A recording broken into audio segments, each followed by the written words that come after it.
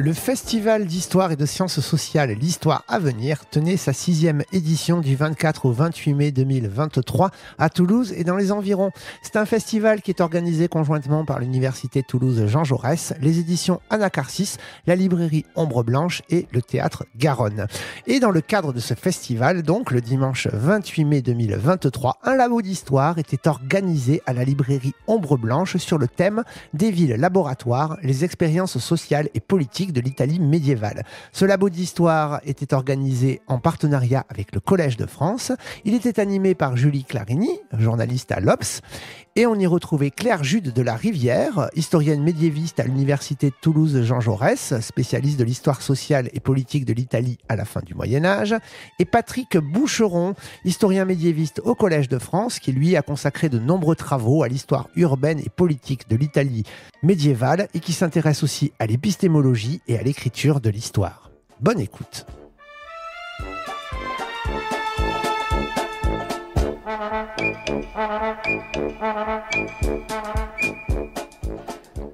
Bonjour. Normalement, on attend 10 minutes, un petit quart d'heure avant que la salle ne se remplisse, avant de lancer les rencontres. Là, je pense qu'on va commencer à l'heure, en fait. C'est déjà plein. Merci d'être là pour ce, je sais pas, ça doit être à peu près le 17e jour de festival. C'est comme ça qu'on commence à le ressentir ici. Merci d'être là ce matin pour cette séance de discussion autour des villes italiennes et de ce qui a pu s'y passer dans la période médiévalo-moderne ou peut-être d'autres. Ouais, c'est un peu difficile là ce matin, je pense que vous le voyez tous. Je vais vous laisser la parole. Ouais, on est juste assez en retard pour rentrer dans les traditions. Je suis très très content en tant que libraire d'Ombre Blanche que ce soit cette rencontre avec des très fidèles de la librairie, nos 3 intervenants d'aujourd'hui. Je vous présente juste Julie Clarini qui s'occupera de présenter les 2 autres, qui est journaliste à l'Obs maintenant, mais qu'on connaît surtout dans les milieux du livre depuis très très très très longtemps. Bonjour à tous. J'imagine que voilà, c'est pas votre première rencontre ici, que vous connaissez très bien les 2 intervenants d'aujourd'hui. Je vais pas vous les présenter longuement. Pour s'amuser, on pourrait dire que, à ma gauche, j'ai Venise, et à ma droite, j'ai Milan. Voilà, on pourrait dire aussi à ma gauche, j'ai Venise, et à ma droite, j'ai Sienne. Puis on pourrait dire aussi à ma gauche, j'ai Venise, et à ma droite, j'ai Florence. Et alors, je me suis sortie du truc parce que je me suis aperçue que Patrick avait écrit en 2004 un livre qui s'intitulait « Les villes d'Italie ». Comme ça, c'est pratique. 1150-1340, chez Belin. Et puis, il faudrait quand même pas croire que la fidélité de Claire à Venise est si totale que ça, parce qu'elle a quand même écrit un livre entier sur Murano, qui se trouve à peu près à une demi-lieue de Venise, c'est-à-dire à moins de 3 km. Donc voilà, on a 2 historiens quand même qui sont très très différents dans leur façon d'appréhender la péninsule. 2 historiens médiévistes, ça vous le savez, 2 spécialistes de l'Italie. Alors je vais juste citer le livre de Claire qui vient de sortir, L'ordinaire des savoirs, une histoire pragmatique de la société vénitienne. C'est paru aux éditions de l'EHESS. C'est donc un nouveau livre sur Venise après son très beau La révolte des boules de neige qui était consacré à Murano. Et Patrick a cet automne sorti un livre que vous avez peut-être déjà acheté, vous êtes rué dessus, qui s'intitulait Quand l'histoire, c'est bien ça, hein, oui, Quand l'histoire fait date, au Seuil, en partenariat avec Arte, et c'est le plaisir de retrouver l'esprit des émissions d'Arte, mais aussi, ça a été beaucoup retravaillé, donc c'est aussi retrouver Patrick, qui nous rend toujours plus savants et plus malins à la fin, quand on a terminé la lecture. Et puis je cite, parce que ça sort la semaine prochaine, Le pouvoir de bâtir, Milan, justement. Alors là, c'est Milan, avec une postface inédite, et c'est la thèse de doctorat. C'était ma thèse. Ouais. Voilà. C'était il y a 30 ans. Et là, il va falloir sortir les rames un petit peu, comme on dit à Venise. Ouais, ça fait voilà. Oui, c'est pour aller jusqu'à Venise. Ouais. Surtout, oui, il faut traverser des contrées un peu montagneuses. Alors, non, là, je voudrais commencer, parce que voilà, c'est dimanche, c'est sympathique, on a envie un peu de chair pour cette rencontre et d'histoire, de petits récits. Je voudrais vous demander à tous les deux, pourquoi est-ce que vous qui travaillez, disons, sur le 14-15e siècle, début du 16e siècle, vous avez choisi l'Italie alors que, je sais pas, il y avait le royaume d'Aragon, là, pas loin, il y avait, en Chine, il y avait l'empire des Ming, florissant. C'était pas mal non plus comme idée. Puis il y avait les Flandres aussi. Alors, franchement, pourquoi l'Italie ? Vraiment, on se demande. Qui veut commencer ? Je commence. Merci Julie, merci et bonjour à toutes et tous. Alors, pourquoi l'Italie ? Je pense, comme de très nombreux chercheurs et chercheuses, je pense qu'il y a plusieurs façons d'arriver à un sujet. Je pense qu'il y a des gens qui choisissent des sujets pour des raisons autobiographiques, ou alors on choisit toujours son sujet pour des raisons autobiographiques. En ce qui me concerne, je n'ai pas d'histoire italienne dans ma famille. En tout cas pas de généalogie italienne, mais en revanche, quand j'étais enfant, mon père nous amenait beaucoup à Bologne, parce qu'il avait des amis d'enfance à Bologne. Et donc, j'ai des souvenirs très émus de Pâques à Bologne, quand j'étais enfant. Et je dois dire que l'odeur de jasmin qu'il y a à Toulouse ces jours-ci me rappelle Pâques à Bologne quand j'étais enfant, ces odeurs de fleurs, les colombes, qui sont ces brioches de Pâques que j'adorais. Et j'ai vraiment... je pense que j'ai un attachement affectif, sensoriel à l'Italie depuis effectivement que je suis enfant. Donc j'ai étudié l'italien au collège et j'ai continué à aimer beaucoup l'Italie. Et quand j'ai choisi un sujet de maîtrise à l'époque, donc de master, je voulais travailler sur l'histoire italienne. C'est plutôt le Moyen-Âge, en fait, qui a été un hasard de direction, de mémoire.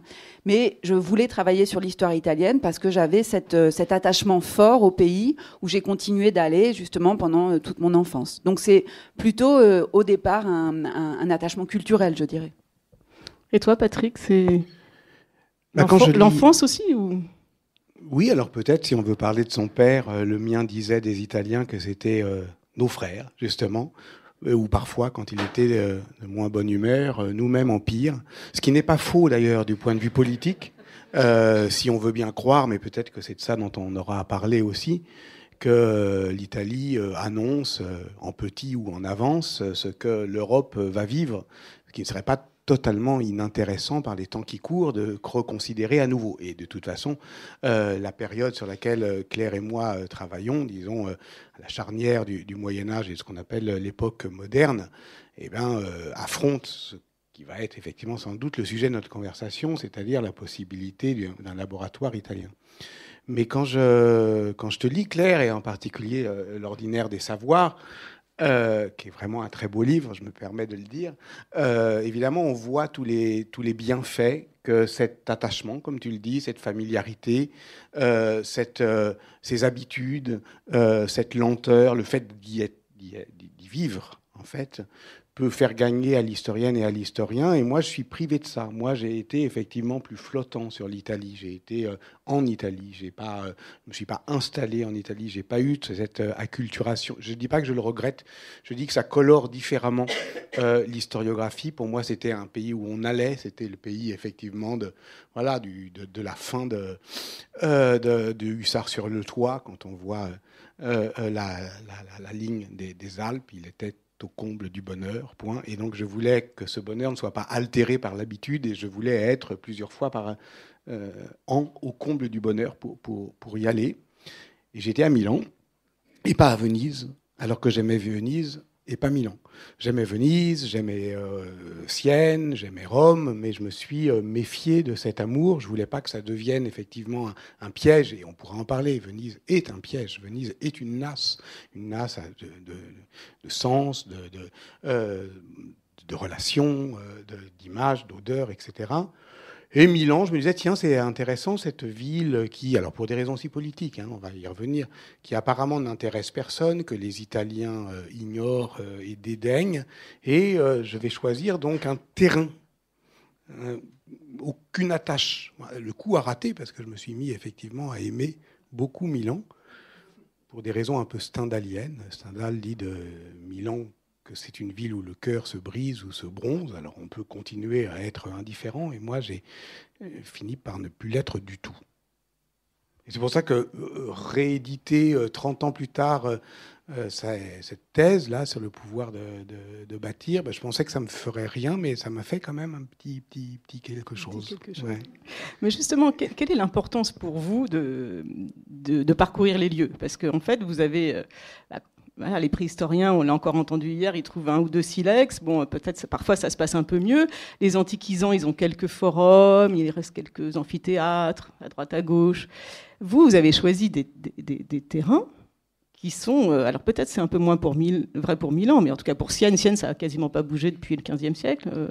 Venise, ça bouge tout le temps, mais tellement doucement que Venise est encore dans Venise.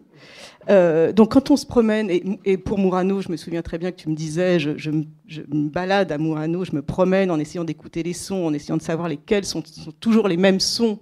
Et ça, comme la géographie de la ville a peu changé, il y a des choses qu'on peut encore pénétrer réellement. Alors à quel point ça compte d'avoir choisi ce terrain qui est encore là, parmi nous? Alors pour Venise, c'est vrai que c'est spectaculaire quand on est un jeune chercheur. Je me rappelle quand j'ai commencé mes études de master, puis surtout de thèse. C'est en thèse que je me suis installée dans la ville. J'y ai vécu. J'ai eu la chance là encore, c'est des rencontres, des bifurcations, mais de rencontrer une famille qui m'a presque adoptée et qui a rendu possible pour moi de m'installer à Venise pendant toutes ces années. Et de travailler sur une masse documentaire phénoménale. Les archives de Venise, elles sont immenses. Il y a vraiment... on a tous les documents qu'on veut, plus ou moins. Certains ont brûlé à la fin du Moyen-Âge, comme souvent, d'autres au milieu du XVIIe. Mais enfin, globalement, on se perd dans ces archives. Et au départ, c'est difficile, et au départ, c'est épuisant, et on n'arrive pas à comprendre ce qu'on lit, puis on commence à comprendre les lettres, mais on ne comprend pas ce que ça veut dire. Et puis, il y a cette masse, on ne sait pas si c'est intéressant, pas intéressant. Donc, j'ai ce souvenir de fatigue, justement, d'archives, d'épuisement, de peur de ne pas y arriver. Et de me dire des fois, bon, j'arrête, j'y arrive plus, je comprends rien. Et de ne pas avoir la mauvaise conscience de partir dans la ville pour l'explorer, pour la visiter. Je me disais toujours, mais après tout, je fais pas l'école buissonnière, je continue d'étudier, je continue de travailler. Donc de sortir des archives, d'aller dans les églises, de sortir des archives et de se dire, je vais aller chercher les palais. En thèse, j'étudiais les familles patriciennes et leur implication dans l'économie politique en général. Donc quels investissements financiers, commerciaux ils faisaient, mais aussi quelle politique économique ils menaient au palais des Doges, justement pour servir leurs intérêts privés. Donc j'allais voir les palais où ils habitaient, donc j'allais à l'Arsenal pour voir où étaient bâties les galères marchandes qui partaient vers le Levant. J'allais effectivement visiter les grandes églises où certains d'entre eux étaient enterrés, avec toujours cette impression que, en réalité, je continuais d'absorber l'histoire de la ville, de la comprendre, de la connaître, l'histoire des lieux qui est devenue si importante dans l'ouvrage que je viens de publier, effectivement de comprendre comment on circule dans la ville, comment on va d'un lieu à un autre, quelles sont les distances, combien de temps il faut pour aller de la place Saint-Marc à Rialto, par où on passe.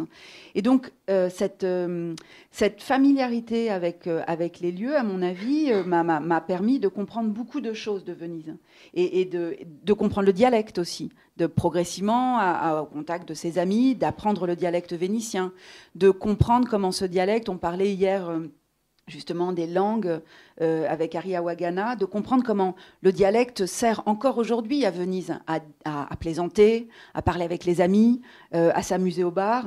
Et l'italien, c'est la langue de « je suis allé à la banque », on ne va jamais dire en dialecte « je suis allé à la banque et j'ai des problèmes pour payer mon crédit ». Donc de comprendre ça dans la Venise contemporaine, ça me permettait aussi de réfléchir à mes sources. Il y a un risque d'anachronisme évident, il y a un risque d'écrasement de la chronologie. Mais justement, c'était des questionnements constants entre qu'est-ce que je peux m'autoriser dans une ville comme Venise, qu'est-ce qui effectivement relève d'une sorte de fantasme d'historien que rien n'a changé, qu'est-ce qui me permet de comprendre en retour des phénomènes anciens. Donc ça a été très important comme expérience. Patrick, c'est à cause de cette présence de la ville ancienne dans la ville moderne que tu disais que Venise était un piège. Parce que moi, comme ça, excuse-moi, mais qui ne suis pas historienne, je me dirais le vrai piège en Italie, c'est Rome. Parce que c'est l'URBS, quoi. C'est la ville originelle. Donc. Oui, mais à Rome, justement, on ne peut pas avoir cette impression ou cette illusion d'y être, d'être transporté dans un temps passé, parce que lequel ils se sont évidemment accumulés, sédimentés. Et le plus spectaculaire à Rome, c'est, je sais pas, la basilique San Clemente, où on voit se succéder comme ça, plus on descend, plus évidemment on recule dans le temps. Et on ne peut pas dire, il y a des villes qui sont quand même associées à un temps. Paris est la capitale du 19e siècle et Venise, d'une certaine manière, c'est ça qui fait toute l'importance du travail de Claire. Quand vous... on en a parlé, on en reparlera pour le livre que tu es en train de faire. Quand on prend le plan de Venise de 1500 de Jacopo de Barbari, si vous le prenez avec vous, vous pouvez quand même aller d'un point à un autre à Venise. Je ne dis pas que ça n'a pas changé, mais en tout cas, si vous prenez un plan de Milan au XVe siècle, inversement, ça ne vous aidera pas à cheminer dans une ville qui a été hachée par l'industrialisation. Donc, d'une certaine manière, il y a deux illusions. Il y a cette illusion sédimentaire et cette illusion, dirons, d'un étalement du temps où on serait, par exemple, à Sienne, à la veille de la peste noire, comme si elle avait été vitrifiée. Mais non, c'est pas Hiroshima. Il s'est passé du temps. Voilà. Mais ce que tu dis, c'est vraiment très beau, Claire, et ça me fait me souvenir que ce que j'ai fait le plus continuellement, en fait, dans mon travail, dans ma vie professionnelle, c'est-à-dire d'enseignant, c'est d'organiser des voyages d'études pour les étudiants. Et maintenant que j'ai plus d'étudiants, je continue avec ma famille ou mes amis. C'est-à-dire, en fait, organiser des récits d'espace, essayer de rendre la ville parlante et qu'elle soit justement parlante de bien des manières, qui ne se laisse pas intimider parce que Jean-Christophe Bailly appelle la phrase urbaine. Vous savez, la phrase urbaine, c'est le fait que Venise, par exemple, va déployer un discours de gloire, une stratégie discursive et spatiale qui dit quelque chose de son mythe, mais justement, quand vous lisez Claire Jude de la Rivière et son Ordinaire des Savoirs, eh bien, vous entendez, c'est tout un monde qui bruisse et qui se lève sous sa plume, qui est celle, effectivement, de la polyphonie. Voilà. Et ça, c'est quelque chose d'important. Et c'est pas facile, quand même, en Italie, de se libérer de cette emprise, en fait, de cette manie qu'a... Paul Veyne disait, une des difficultés en histoire, c'est qu'on est toujours prompt à juger une société sur sa mine. Donc vous êtes dans une ville italienne, vous voyez un centre civique, la cathédrale, le palais, et vous allez commencer à rêver une scène politique qui serait celle de la commune. Parce que vous pensez que vous y êtes, mais en fait, non. Tout ça a été refait, reconstitué, réagencé, et tout ça, on ne peut pas lire dans une ville comme à livre ouvert. Juste pour ajouter en t'écoutant qu'effectivement, l'intérêt quand on est enseignant-chercheur, c'est qu'en même temps qu'on cherche et qu'on fait de la recherche sur un terrain extrêmement spécialisé, on transmet ensuite aux étudiants. Et par contre, les cours ne sont pas extrêmement spécialisés dans l'université française. On nous demande justement, et ce qui est à mon sens tout à fait juste, d'avoir des cours qui couvrent des champs un peu plus vastes. Et le plaisir d'enseigner l'histoire de l'Italie, ça a été aussi de découvrir autre chose de l'Italie. Et c'est vrai que de ce point de vue-là, c'est un pays très particulier parce que, autant en thèse, je connaissais Venise et la Vénétie, j'ai voyagé, j'ai exploré, mais assez peu le reste de l'Italie. Et grâce au fait qu'on m'a demandé d'enseigner, en particulier quand je suis arrivée à Toulouse, j'ai donné pendant quelques années des cours sur l'histoire de l'art de la Renaissance. Et alors, j'ai découvert la Toscane et j'ai commencé, comme tu dis, en fin d'année, à découvrir cette autre Italie que je connaissais très mal. Et puis, j'ai commencé à enseigner l'histoire des communes italiennes. Et là aussi, d'aller découvrir... Alors, c'est sûr qu'on en a déjà parlé. Je pense que moi, j'y crois un peu à cette illusion du passé. Moi, j'y crois un peu et j'ai du plaisir à me laisser y croire. Une des premières choses que je fais quand j'arrive à Venise, mais je le fais ailleurs aussi, c'est de me promener la nuit, parce que je trouve qu'effectivement, la nuit, il y a plus cette illusion du passé. Mais on peut le faire dans d'autres espaces, à l'île de Naxos en Grèce, le Castro de Naxos la nuit. Moi, j'ai un peu l'impression d'être au XIIIe siècle. Oui. Alors, tu disais qu'il y avait une sorte dans l'urbanité des villes italiennes, il y avait une sorte de rhétorique, on disait sa grandeur et tout ça.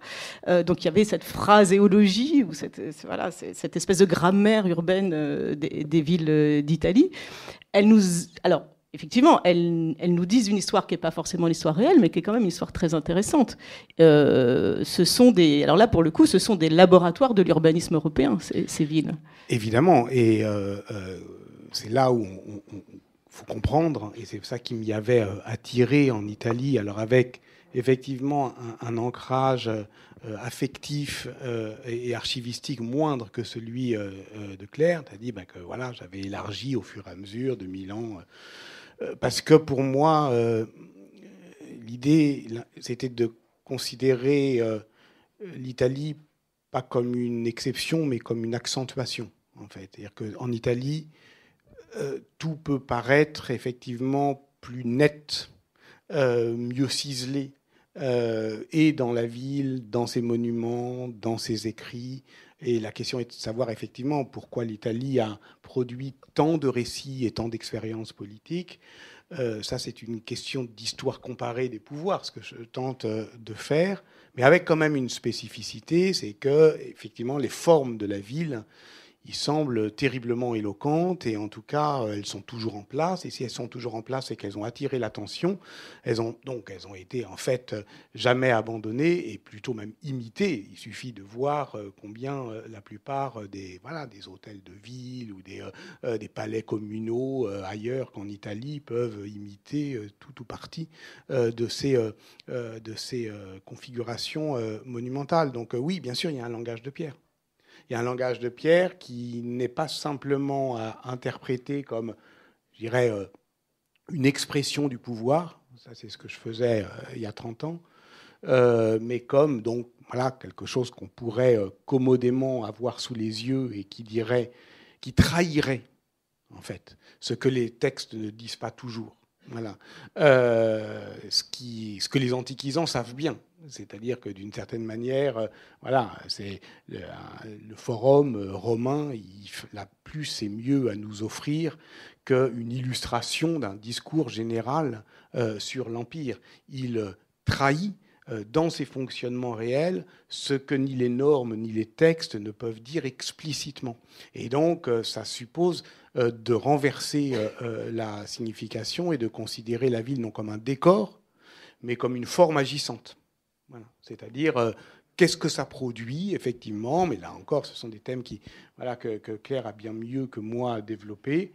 Un urbanisme resserré qu'on a appelé l'urbanisme du privé, où effectivement à Venise comme ailleurs, le lignage est d'une certaine manière le maître de l'espace et où on va chercher son eau dans un puits qui est donc enserré dans une géographie patricienne. Et qu'est-ce que ça veut dire lorsque, dès le XIIIe siècle, à Venise et ailleurs, eh bien, une politique dite d'utilité commune ou de bien public vient d'une certaine manière aérer ces espaces et imposer d'autres circulations, avec effectivement la certitude au fond que ce qui trame le sens social des lieux, ce sont justement les usages, les circulations ou la manière de les dire, de les énoncer.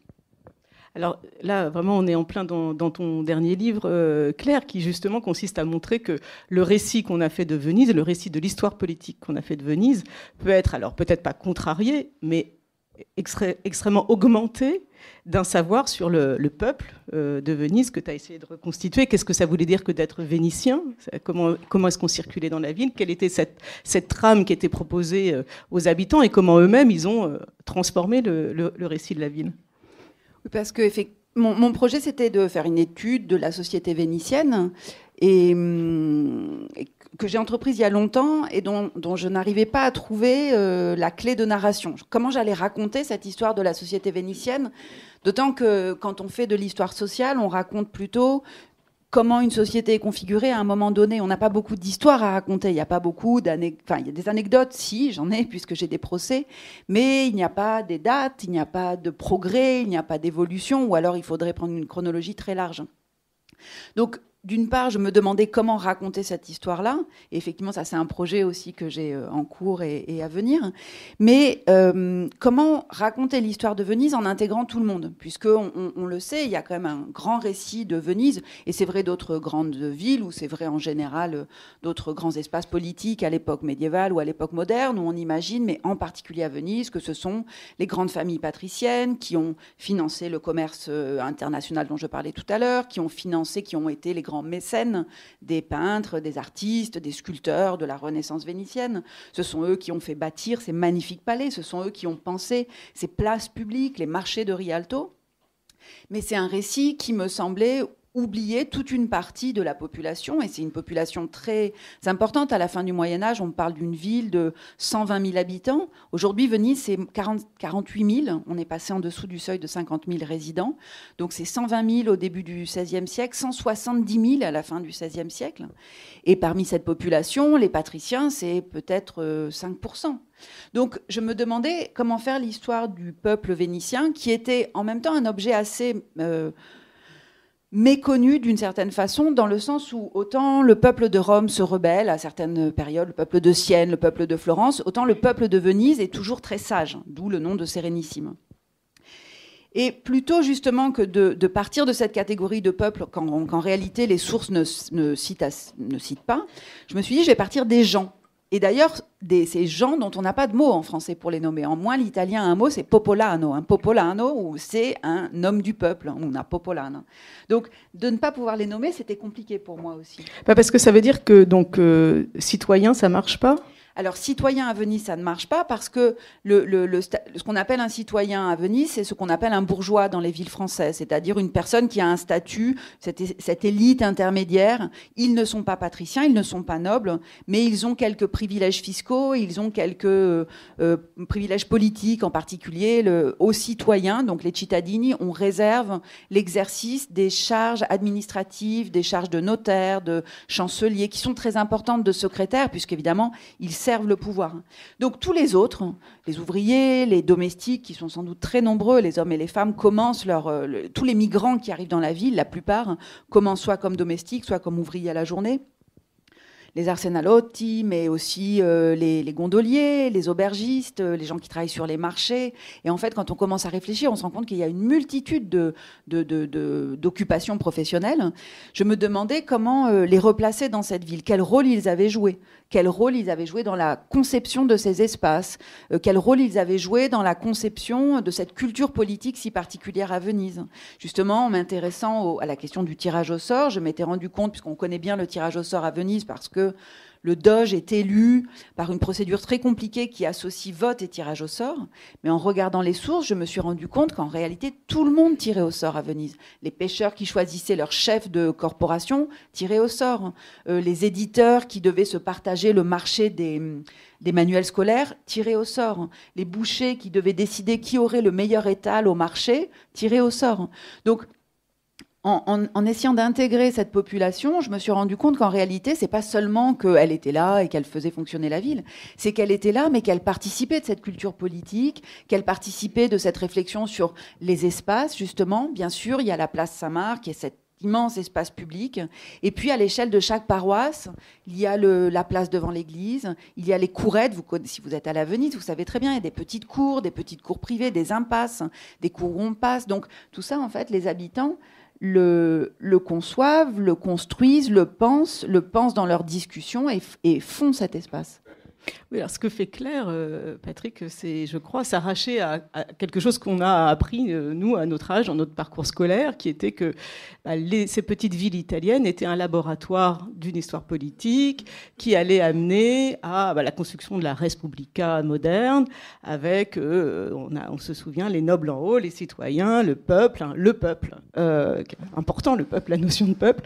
Et ça, en fait, ça se réécrit aujourd'hui. Ça a donné une histoire politique, notamment, je crois, on peut citer l'école de Cambridge et Quentin Skinner qui a fait des choses très intéressantes, mais que finalement, c'est plus de l'histoire des idées et que ce que vous faites, vous, les historiens, en repartant des usages sociaux de la ville, c'est complexifier cette histoire. Oui, c'est exactement ça. C'est exactement comme tu le dis. Et d'ailleurs, c'était avec Quentin Skinner, sur le plan historiographique, c'est pas ça qui a été mis en avant dans le livre, que j'ai tenté de discuter en fait dans ce livre qui s'appelle Conjurer la peur sur Sienne, et qui est d'une certaine manière ma seule contribution à l'histoire de la commune italienne. Les autres sont plus anecdotiques parce qu'effectivement, contrairement à Claire, vous l'avez entendu, on a la ville comme terrain commun, pas tout à fait la même, mais ni tout à fait la même manière de l'habiter, mais enfin, c'est un détail. Et Claire, il fait de l'histoire sociale et moi plutôt de l'histoire politique, même si évidemment l'histoire politique, elle n'est pas désincarnée, c'est l'histoire, disons, sociale de la production de l'État. Mais justement, cet État, aujourd'hui, on l'a arraché à une généalogie idéale, et c'est pour ça que Claire a encore plus de mérite de le faire, parce qu'à Venise, c'est particulièrement spectaculaire comme c'est le parangon en fait de la stabilité politique de 1297 à 1797, c'est presque le record du monde. Bon. Et c'est pour ça que c'est intéressant de déjouer ces continuités. Alors c'est déjà intéressant pour nous Français d'aller voir d'une certaine manière une histoire qui n'est pas celle des Ming, mais qui est quand même un petit peu décalée par rapport à l'histoire glorieuse de la souveraineté de l'État national. Mais d'une certaine manière, cette histoire seconde, c'est-à-dire celle de la commune, celle qui effectivement irait chercher dans le passé romain ou son souvenir, et c'est pas non plus totalement anodin du point de vue urbain que la naissance, la renaissance au XIIe siècle du droit romain et de cette idéologie de la res publica, elles naissent ici, c'est-à-dire dans des villes où l'équipement monumental est toujours actif. Non seulement pour donner des idées, voilà, vous voyez, Colla di Rienzo, mais au fond pour les pratiquer concrètement. Donc voilà, je pense que ce remploi du passé dans l'Italie, c'est assez intéressant. Mais justement, il y a une autre histoire qui est secondaire, encore une fois, dans notre culture politique, mais très importante. Songez par exemple à Sismondi, qui est un auteur qui est presque le maître caché du 19e siècle politique, un historien suisse qui écrit dans le premier tiers du 19e siècle une histoire des républiques italiennes, une histoire des libertés en Italie, sa renaissance, ses progrès, sa décadence, et donc qui essaye de cadencer tout ça. Alors évidemment, il y a l'histoire de la commune, mais on pourrait dire de la commune exactement ce que dit Claire du tirage au sort. C'est-à-dire qu'aujourd'hui, quand on fait une histoire, disons, de l'Italie communale, on ne va pas faire simplement l'histoire des régimes communaux avec leur procédure d'élection et de délibération. Au passage, et ça c'est quelque chose qui nous intéresse, on se rend compte qu'une des manières de défendre, je dirais, la chose commune, il y a effectivement là comment on élit ses représentants, mais surtout, beaucoup plus important en fait, comment on les contrôle. C'est-à-dire quels sont les modes de domestication des élites. Est-ce que c'est une si bonne idée, par exemple, de les exiler lorsque les bannis vont, évidemment, dès qu'ils sont hors de la ville, organiser, y compris militairement, la lutte, en fait, contre ceux qui les ont exclus. Bon, voilà. Donc, d'un mot, ce que je disais sur la pluralité et la multivocité en fait de cette phrase urbaine, ce dont on se rend compte aujourd'hui, c'est que cette aspiration communale, et oui, c'est aussi dans les métiers, c'est aussi dans les associations, c'est aussi dans les factions aristocratiques, parce qu'évidemment, on disait l'État, tu l'aimes ou tu le quittes, c'est-à-dire soit tu le sers, soit tu te révoltes, et donc tout le fait que quand même, la vie italienne, elle est organisée en factions pendant très longtemps. On n'a pas voulu le croire, ou en tout cas pas voulu le voir, ou en tout cas pas voulu le voir comme une chose politique. En fait, les factions aristocratiques, c'est un autre langage politique, où il y a de la politique, justement. Et donc, aujourd'hui, le mot-clé, me semble-t-il, il ne s'agit pas simplement de faire une autre généalogie de la liberté, mais de faire le procès de la liberté, exactement comme Michel Rio-Sarcey le fait pour le XIXe siècle, et c'est ce qu'elle a donné à entendre ici à Histoire à venir en leçon inaugurale, c'est-à-dire une histoire souterraine. Une histoire souterraine de la modernité qui ne passe pas nécessairement par ses formes accoutumées, comme on dit au Moyen-Âge, mais qui dit une seule chose et qui est importante, c'est que, au fond, ce qui est dominant dans ce modèle politique, c'est qu'il est pluriel. Voilà. C'est-à-dire qu'il y a une polyvalence des institutions et puis qu'il y a une variété d'expression du politique. Et une chose qui me paraît très importante, parce qu'en préparant la rencontre et en discutant, c'est de comprendre l'importance du conflit. C'est-à-dire cette histoire qu'on essaie de faire, c'est pas non plus une histoire iréniste, comme on dit, donc qui pense que les relations sont pacifiées parce que d'un coup on va étudier justement d'autres groupes sociaux, d'autres relations. Ce sont aussi des espaces de conflit, ce sont des espaces de tension politique forts. Dans ces espaces de création du commun, à toutes les échelles, même à l'échelle de Murano, qui est une petite communauté de pêcheurs de verriers, il y a des conflits, mais l'intérêt d'étudier ces sociétés politiques, et c'est peut-être des sociétés spécifiques, ou c'est peut-être qu'on le voit mieux là, et qu'en réalité, en faisant attention, on le verrait ailleurs, ou on le voit déjà ailleurs, c'est que c'est des sociétés qui ont comme souhait commun de trouver un consensus. C'est une recherche du consensus. Donc c'est savoir que le conflit existe, c'est parfois avoir des conflits très durs, des luttes de factions aristocratiques, des guerres dans les quartiers, alors, bon, ça peut aller jusqu'à des formes de petites guerres civiles parfois, des bagarres qui sont ritualisées, mais une façon d'absorber ce conflit et de se demander comment on va transformer ce conflit en consensus, justement en contrôlant les représentants, en mettant en place un certain nombre de textes politiques, de pratiques politiques qui permettent ça. Donc ça, cette question du conflit est aussi importante justement pour dire que c'est pas une espèce d'idéalisation d'un passé merveilleux italien où tout le monde serait heureux dans la commune, mais c'est justement essayer de comprendre comment il y a des formes de résolution des conflits, de négociation qui sont efficaces en fait, puisqu'elles ont permis en effet à ces régimes de durer parfois très longtemps. Oui, c'est là où elle est un petit peu vénitienne quand même. C'est-à-dire que moi, je suis un peu plus trash. Je pense que la commune, c'est la continuation de la guerre féodale par d'autres moyens et que, en fait, va voir ailleurs. C'est pas simplement de temps à autre des guerres de quartier. À Bologne, c'est sans arrêt. Et l'architecture même en témoigne aujourd'hui. Et on pourrait dire aussi que d'une certaine... Mais ça complique et ça inquiète la généalogie du politique aujourd'hui, que finalement, cette commune, c'est aussi une organisation du dissensus. Et de la domination. C'est vrai que justement, quand on met en parallèle ce qui se passe dans les campagnes européennes à cette époque, cette question de la féodalité, de ce qu'est la domination féodale, la puissance, comment la puissance, le pouvoir s'impose par la force, c'est une forme d'imposition par la force, mais une force qui n'est pas physique, qui n'est pas... Alors, bien sûr, il y a des conflits, mais il y a aussi... À Rome, par exemple, tu vois, oui. C'est quand même extraordinaire. On parlait de Rome, super, sympa, voilà. À Rome, il n'y a pas d'exemple, au fond, j'allais dire chimiquement pur, de domination seigneuriale, ce qu'on appelle les barons, c'est mieux ça, les barons urbains. C'est une puissance, en fait, dans la ville et hors la ville, qu'aucun seigneur, dans aucun village, fût-il le plus bouseux d'Europe, n'a réussi. Donc c'est pas parce qu'ils sont cultivés et savants qui sont moins violents. Ça dépend des lieux. Venise.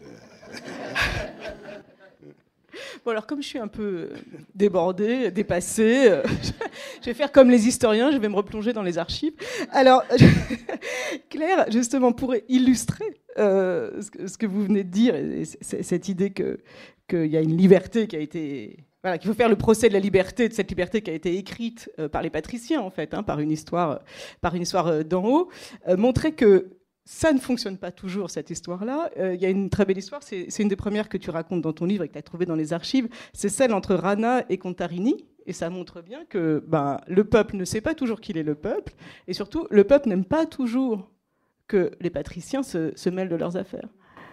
Oui, c'est un des procès que j'ai étudié dans le livre, et qui est assez amusant parce qu'on voit alors Rana, je ne sais pas justement s'il est citoyen, il est sans doute citoyen, en tout cas il appartient à une famille d'une demi-élite, mais il n'est pas patricien, et il insulte un patricien vénitien qui lui vient d'une très grande famille, les Contarini. Alors les Contarini, c'est une immense famille, en fait c'est un immense lignage, ça ne veut pas dire que tous les Contarini sont puissants, mais c'est une réputation.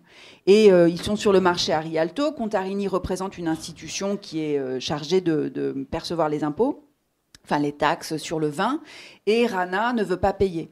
Et donc un conflit a lieu près du marché du Rialto, là où il y a les grandes administrations fiscales, justement. C'est là où sont les grands palais qu'on voit encore aujourd'hui, qui sont très beaux, ces grands palais de marbre qui ont été reconstruits au début du XVIe siècle. Et Rana insulte Contarini parce qu'il l'a obligé à payer cette taxe, où il a séquestré le vin en attendant que Rana paye.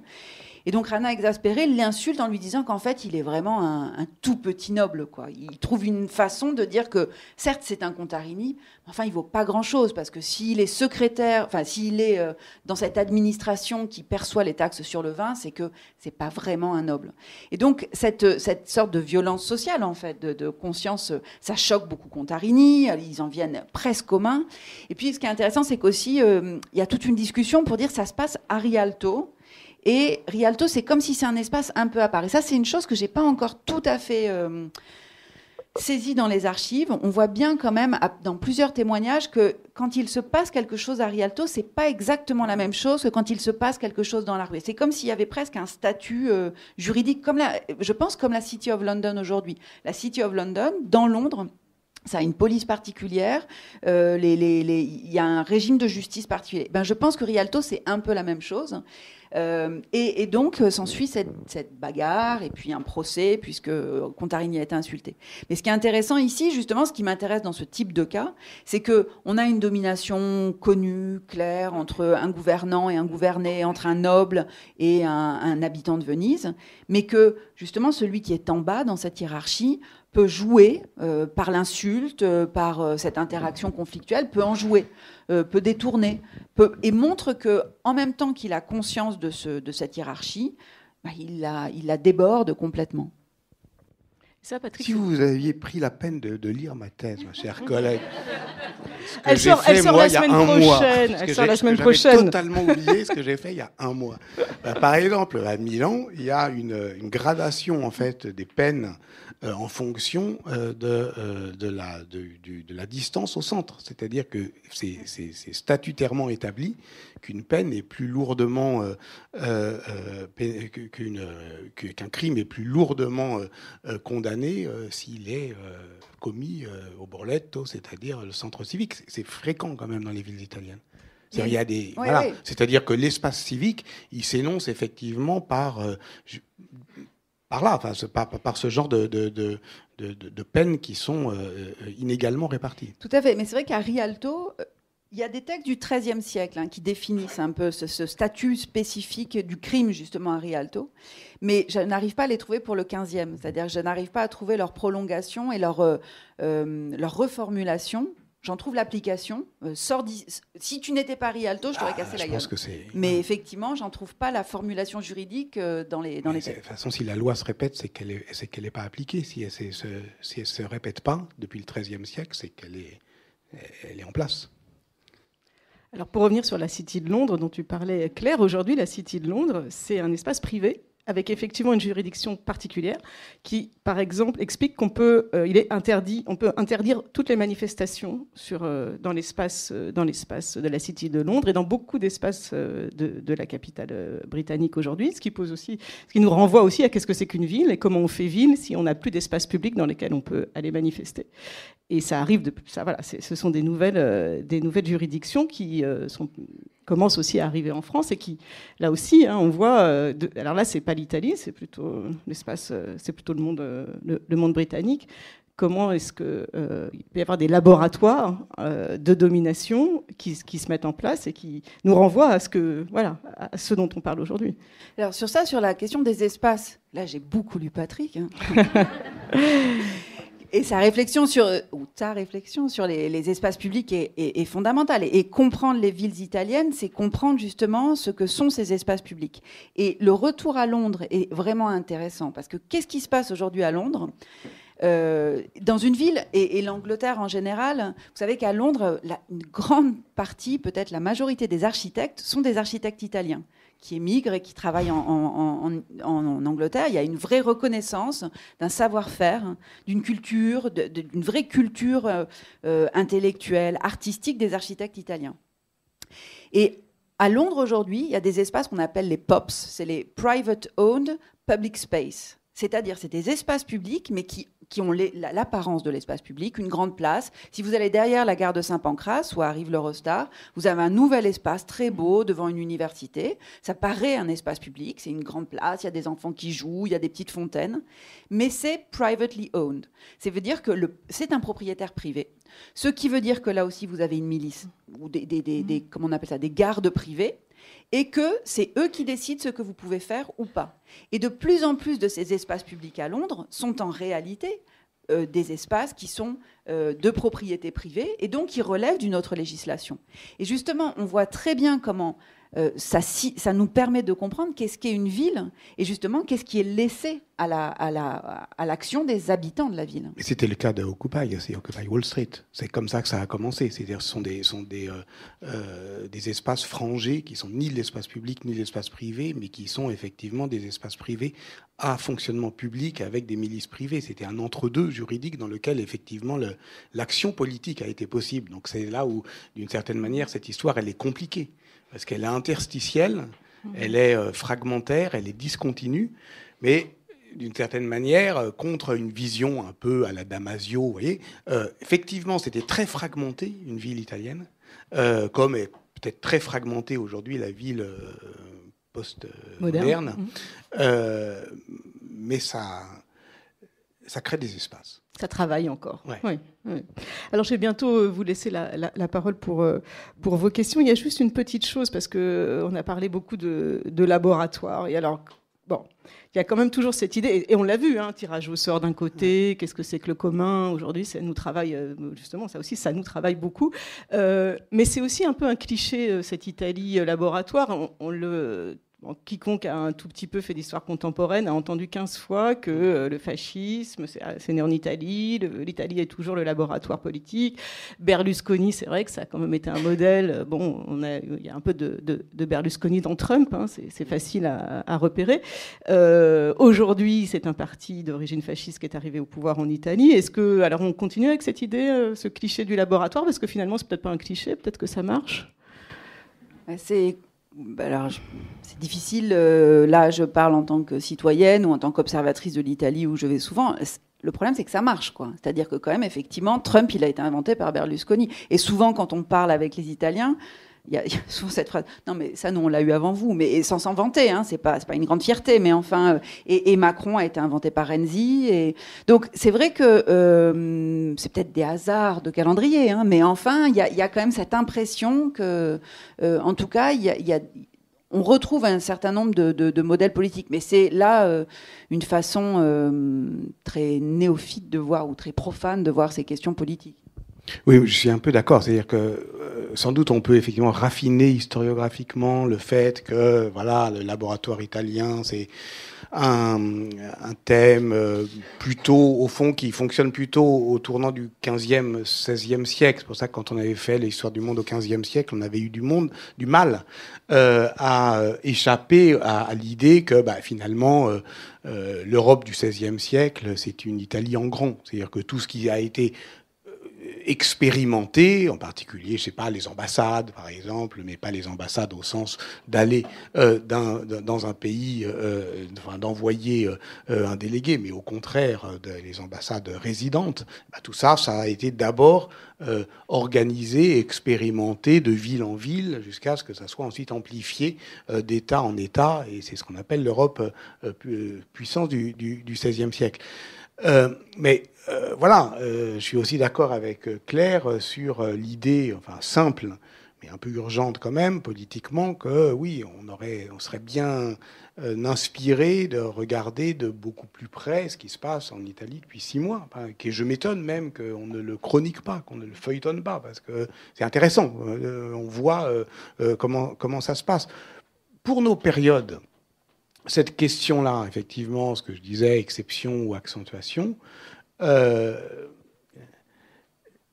elle peut-être n'est-elle pas si bien posée que ça, parce que moi je forme l'hypothèse que d'une certaine manière les sociétés italiennes, disons les sociétés médiévales d'une manière générale, et l'Italie en étant une loupe, ont été d'une certaine manière durables globalement. qu'on peut se poser des questions sur la chronologie, pourquoi est-ce que le Moyen-Âge a duré, est-ce qu'il dure, voilà.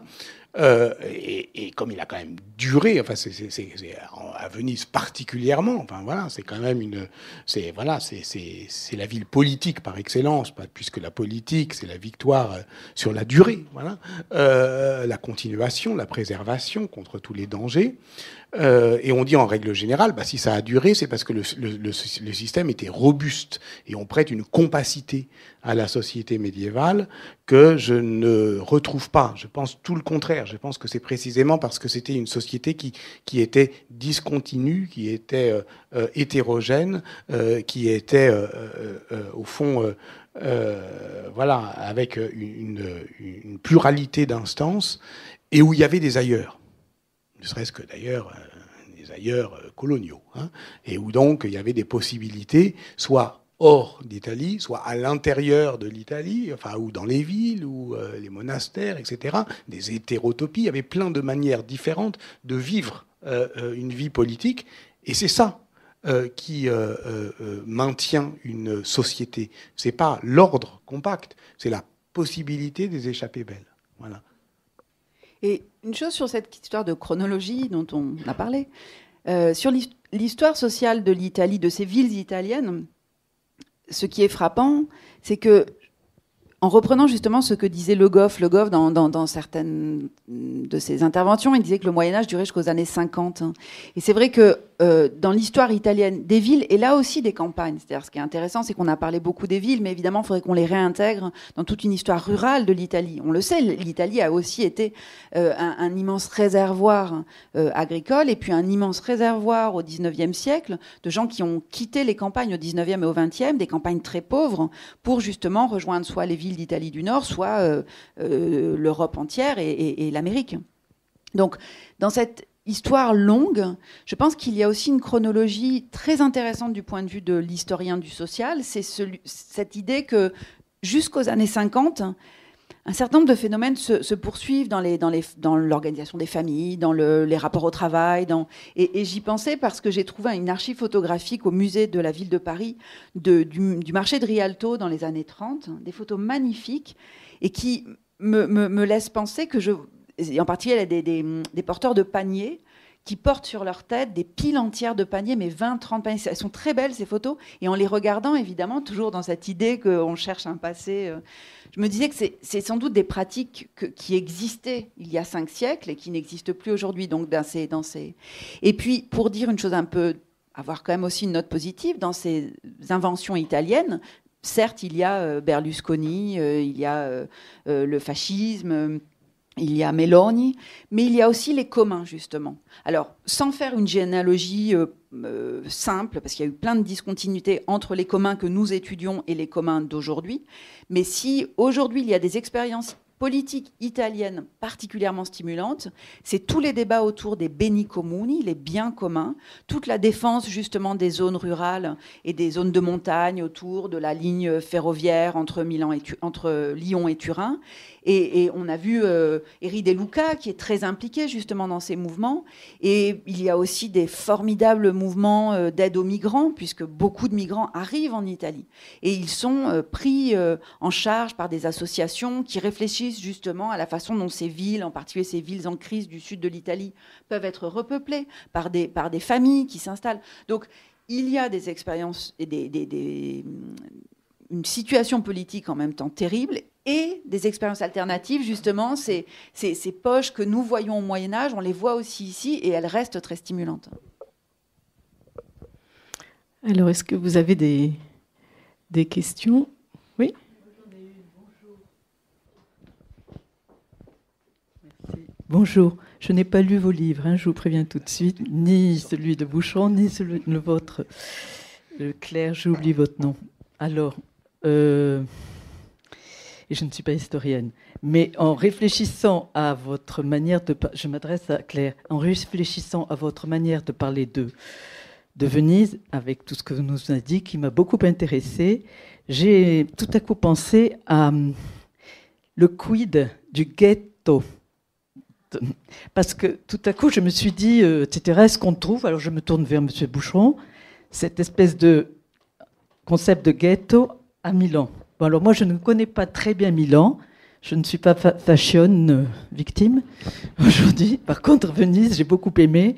Et quand je parle de ce lieu à des gens qui ne connaissent, qui ont voyagé dans Venise, ben, ils s'en étonnent. Je n'ai lu de Venise que Portrait d'une cité qui racontait comment ça s'était construit. Merci. Qui est un très beau livre sur Venise. Alors la question du ghetto, en effet, vous avez tout à fait raison de mentionner cet élément essentiel dans l'histoire de la ville et de l'Europe, puisque vous le savez, le mot ghetto est inventé à Venise. L'étymologie, c'est sans doute le quartier de la fonderie, se trouvait une fonderie, ghetto en vénitien. Et donc le premier ghetto est construit. Alors il existe au Moyen-Âge des quartiers juifs qui sont plus ou moins confinés, fermés, contrôlés.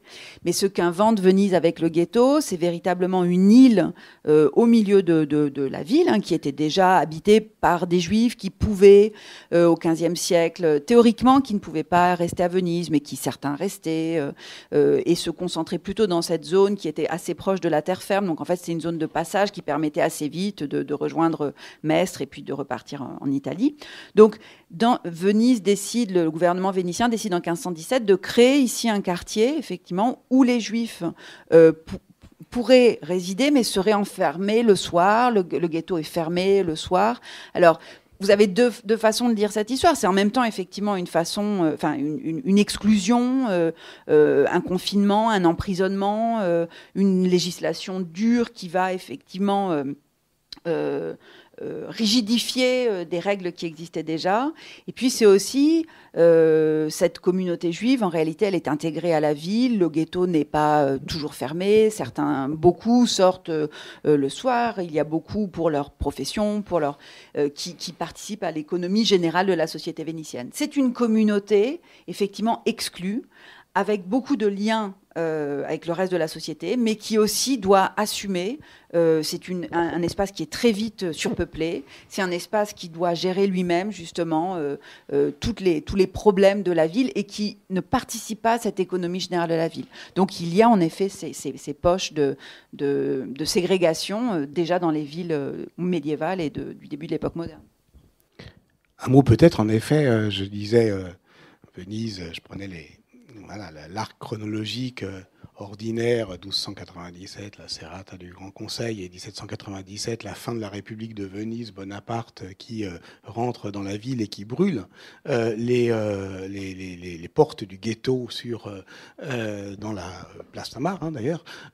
Donc la fin de la République de Venise, c'est aussi l'ouverture du ghetto. Donc ce qui prouve bien que là encore, ces grandes histoires politiques, comme la commune, la cité athénienne et l'esclavage, quand on lit Paulin Ismar, elles ont leur communauté exclue, comme tu le dis. Donc c'est absolument spécifique à Venise au point, en tout cas sa forme urbaine, et c'est si vrai que ce toponyme ghetto est devenu effectivement un nom générique, incompréhensible puisque ça veut dire fusion, et donc c'est pour ça qu'on a inventé une étymologie fantaisiste, get, qui en hébreu veut dire divorcer, mais en fait c'est le quartier de la fonderie et c'est le lieu de la ségrégation. Mais là encore, c'est un exemple de ce dont on parle, c'est-à-dire que c'est que l'accentuation architecturale d'une évolution générale, pas seulement à Milan ou en Italie, mais dans toute l'Europe, de la ségrégation des Juifs. Voilà. Donc il y a des rues des Juifs partout, il y a des juiveries partout.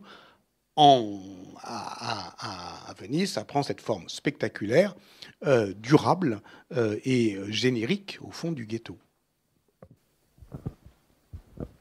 Oui, bonjour. Je voulais savoir si il y a quelques années de ça, peut-être plus de 10 ans, il y avait toujours le projet financé par IBM pour limiter ou empêcher l'enfoncement de Venise dans l'eau, quoi. Voilà, je sais plus. C'est il y a une vingtaine d'années facilement, quoi, je crois. Alors là, en parlant d'invention et de laboratoire, de ce point de vue-là, Venise, en effet, est en train de...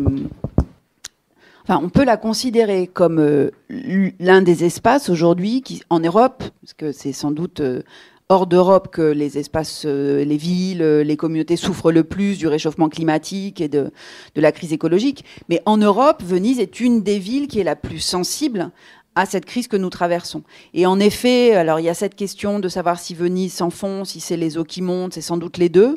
Alors on cherche des solutions. On a construit cet immense barrage qui s'appelle le Mosè, ça veut dire le Moïse en fait, qui ferme la lagune pour empêcher que les eaux de l'Adriatique l'envahissent comme elles le font de plus en plus régulièrement. Donc on cherche des solutions.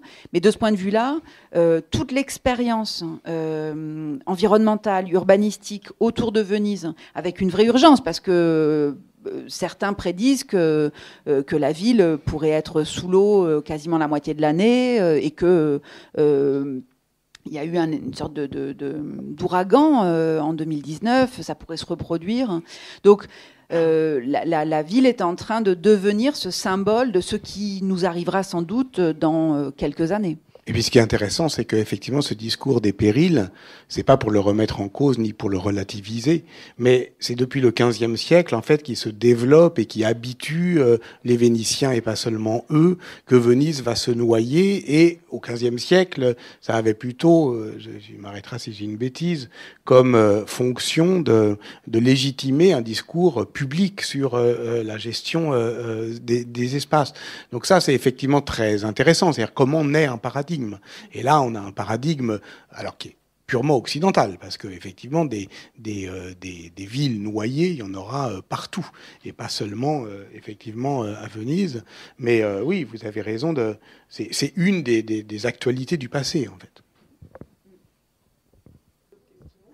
Peut-être que puisqu'on est sur l'histoire environnementale, Claire, c'est ton nouveau champ d'études. Là, tu vas explorer la lagune en essayant de savoir comment est-ce que ces villes, dont on a parlé sous l'angle très, très politique,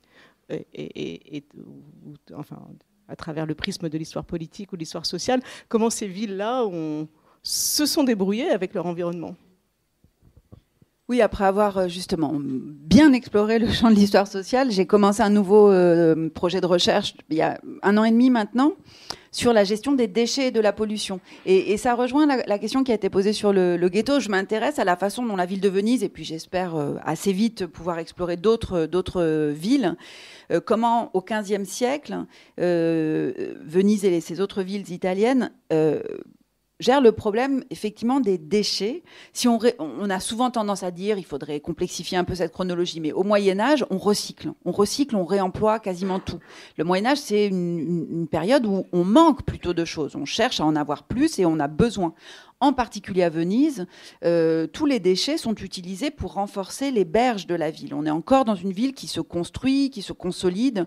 Donc, ce qu'on peut utiliser, c'est-à-dire les gravats, les déchets domestiques, les boues. Vous savez que le Grand Canal, c'est le plus bel égout du monde. Hein. Toutes les latrines se déversent dans les canaux et le Grand Canal de Venise.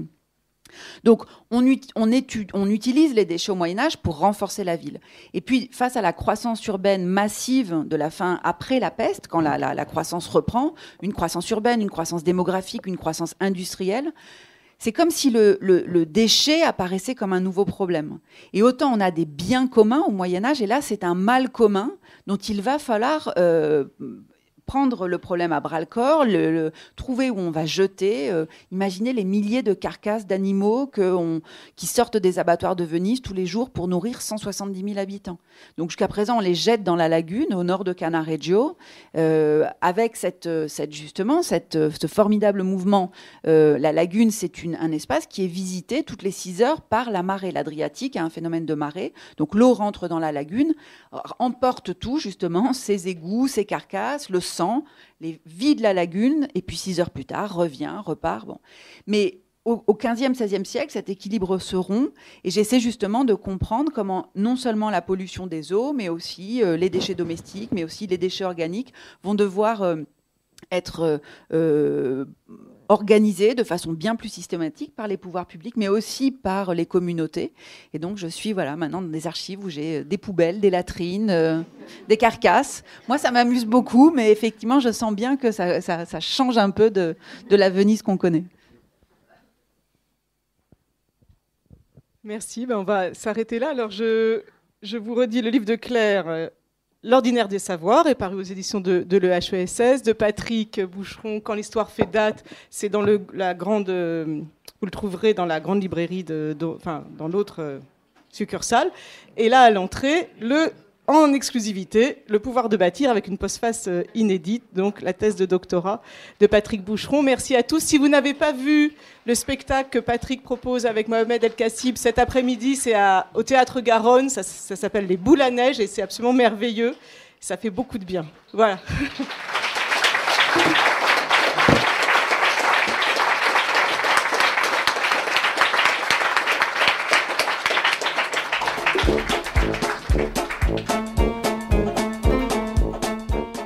Il s'agissait d'une rencontre enregistrée dans le cadre de l'édition 2023 du festival L'Histoire à venir, Il était une fois le progrès. Festival d'histoire et de sciences humaines et sociales co-conçu par l'Université Toulouse-Jean Jaurès, la librairie Ombre Blanche, le Théâtre Garonne et les éditions Anacarsis. Réalisation et mise en onde, Radio Radio.